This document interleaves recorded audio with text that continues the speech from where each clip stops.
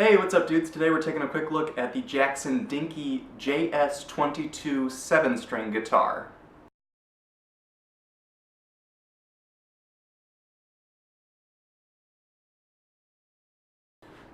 So the JS22-7 is Jackson's entry-level 7-string, and I've got to say there's really nothing entry-level about it. It's really well made, and it's a great starter 7-string, or would make a great backup if you want a cheaper one that you're not going to mind banging around a little bit.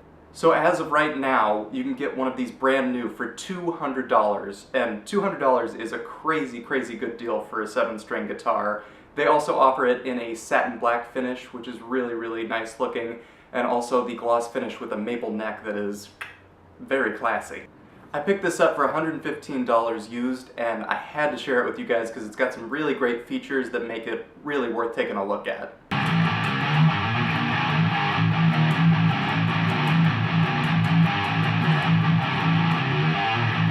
The first thing I noticed about these guitars is that they are super, super lightweight, which is great for a 7-string guitar, especially if you're making the transition from a 6 to a 7.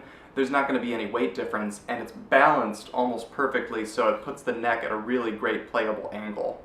I love it. It's lightweight. It doesn't feel like I'm carrying like a newborn baby. So Jackson is known for having super thin necks, and this one is definitely no exception. It's perfect. It's got a really nice flat spot on the back for your thumb, which I really adore.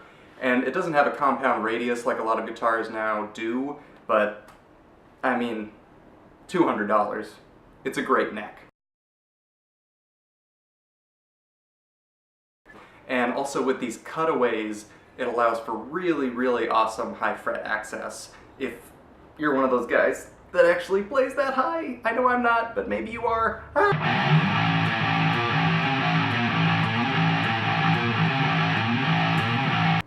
A feature that a lot of people are going to find appealing as well is that the neck is actually 26.5 inches instead of the standard 25.5. So you get a little bit of extra tension, which is really great for that extra low B string. Or if you tune down to drop A like I do, it's not going to be flopping around, and you won't necessarily have to put in like super chunky strings to maintain stability with low tunings, which is really awesome. It has a rosewood fretboard and these really, really cool little triangle shark fin inlays.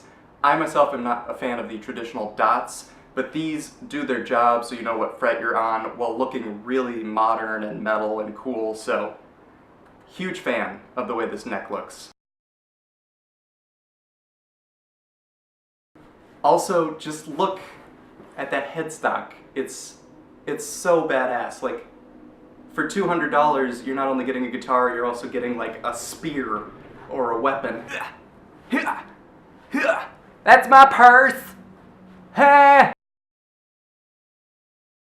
The body is done in a gloss finish, which I really like because no matter how many scratches you put on it from playing, you can always kind of buff those out, which is really cool if you gig a lot, or if you just play really aggressively. With the satin finish one, you are eventually going to wear it in a little bit from playing, but that's not Jackson's fault. That's going to happen with any satin finish guitar.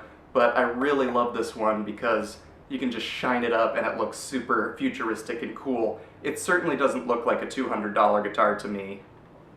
Just saying.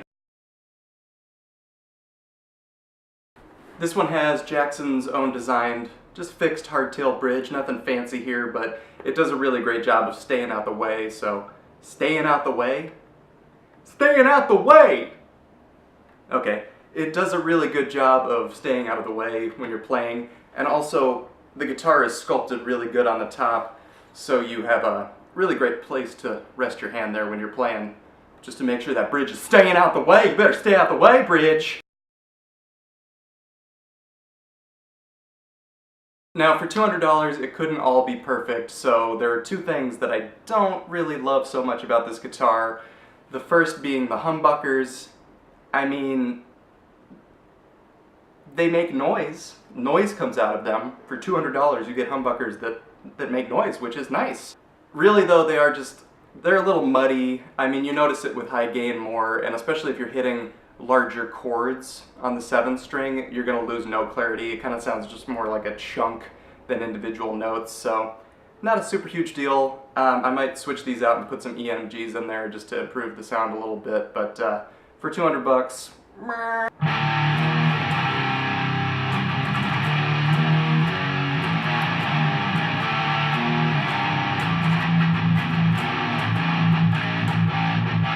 The second thing that bugs me a little bit is where the neck meets the body. They didn't really put any effort into sanding it down here, so there is kind of like a chunk that you have to grab around, especially if you're playing these higher frets. Not a big deal. Again, I've played guitars 10 times as expensive that have that chunk there. Just something that I'm not a super huge fan of, so I figured I would point it out. I honestly cannot say enough good things about this guitar. For $200, you're getting an amazing starter 7 string that doesn't feel or look like a starter 7 string, and also that added tension makes it very desirable, especially if you want to play lower tunings.